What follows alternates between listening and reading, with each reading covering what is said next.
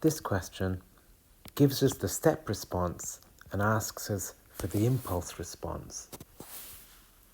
So the step response is the response to a unit step, and the impulse response is the response to a unit impulse.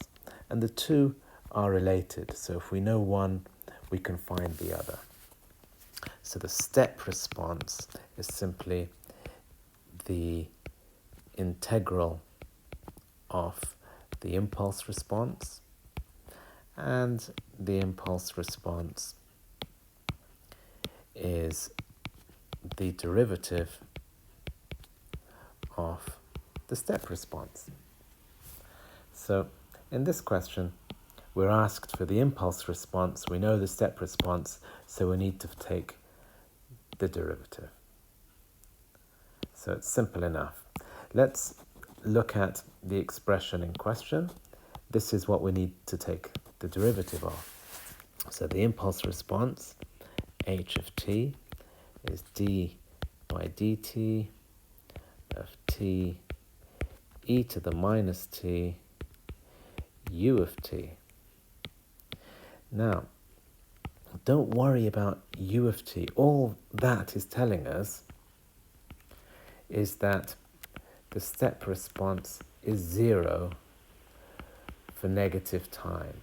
It's just telling us that it's a causal system. So we're not going to take the derivative of that. So, how do we differentiate this? It's a product, so we'll be using the product rule. Remember that? So it's simply e to the minus t plus, but I'm going to write minus, t e to the minus t. And because we have this condition that s of t is 0 for t is less than 0, then we need to multiply by u of t to say that h of t is also 0 for t less than 0. So if it applies for the unit step, the same applies for the unit impulse, or for the impulse response. So that's the answer for part A. The impulse response is that's the expression for the impulse response. Part B is asking, is the system causal? Well, the answer is yes, and that's the reason.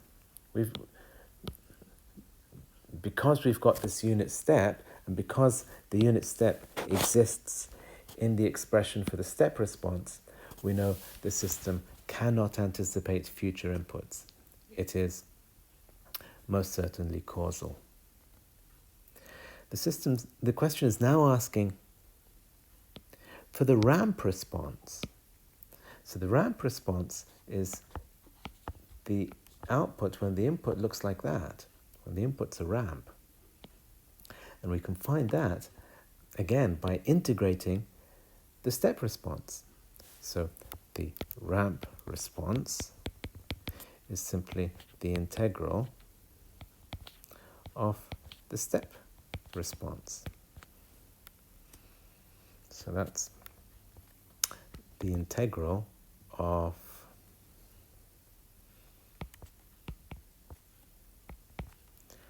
t e to the minus t u of t dt. But obviously that's going to be alpha. So it's alpha e to the minus alpha u of alpha d alpha. And again, don't worry about that. All that does is change your limit to become 0. So your integration is actually from minus infinity to t of alpha e to the minus alpha d alpha. It looks easy enough, but because you have that product, you will need to integrate by parts. So let's make a little bit of space.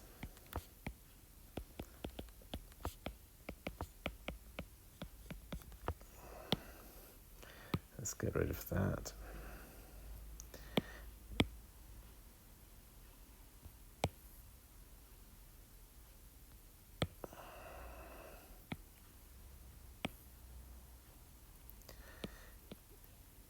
So u dv du v, or the other way around, u dv du v.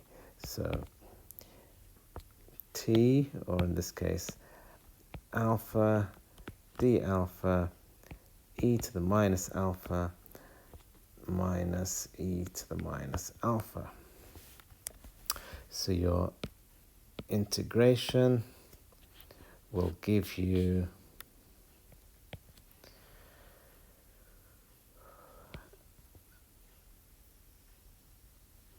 minus alpha e to the minus alpha minus e to the minus alpha from 0 to t. So this, we already replaced that with 0 because of the unit step. And again, whenever you see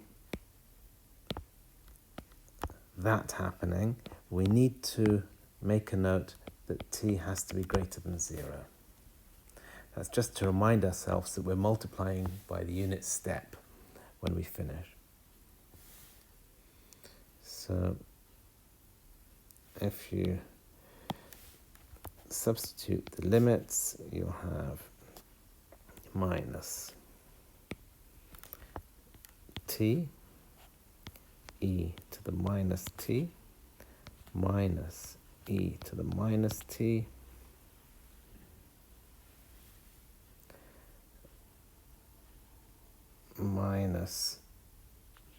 minus 0 plus 1.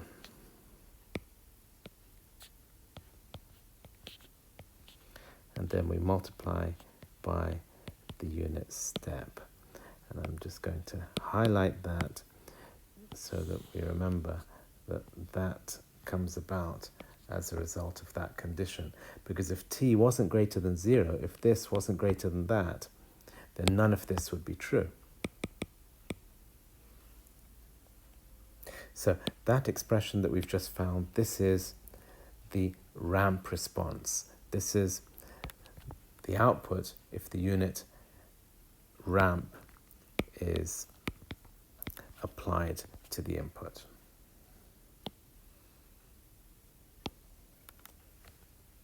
Now the final part of the question says, what would the output be if our input looked like that? Now normally, if you have a LTI system and you have an input x, your output y is simply x of t in convolution with the impulse response. So that's how we would normally do it. So I'd simply put that in there. We put that in there, and we know the impulse response. We just carry out a convolution. But if you look carefully, the question's much easier than that. We don't need to go to all that trouble, because what we have here is an impulse delayed by 1 second. And what we have here is simply a step delayed by 2 seconds. So because it's a time invariant system, it's linear and it's time invariant, so I can simply say that the output will be twice the impulse response delayed by a second plus the step response delayed by 2 seconds. Now, isn't that convenient? I can simply write the output in terms of the impulse response and the step response. I would still need to substitute the H and S from, I'd get this from part A above, and I'd get this from the question. But it allows me to write my final answer as something like this. Y of t equals, if you look back at the original impulse response we found in part A, it's e to the minus t, so it's e to the minus, in this case, t minus 1. So this 2 comes from here. And then minus t e to the minus t, so it's minus t minus 1 e to the minus t minus 1. All of that multiplied by u of t, so it'll be multiplied by u of t minus 1. Okay, so that's the first part. That's the impulse response scaled by a factor of 2. Okay, so let me just put that in one color. And then next to that, we will have the second part, which is the step response, which from the question was just t, e to the minus t, u of t. So it'll be t minus 2, e to the minus t minus 2, u of t minus 2. And let me put that in a slightly different color. That is your step response. So we've got a step response there, and we've got an impulse response there. And if you add the two together, that gives you your final output. So we just saved ourselves a lot of trouble. We've managed to find the output without carrying out a convolution integral, simply by noticing that the input was actually made up of an impulse and a unit step. So we could use the step response and the impulse response.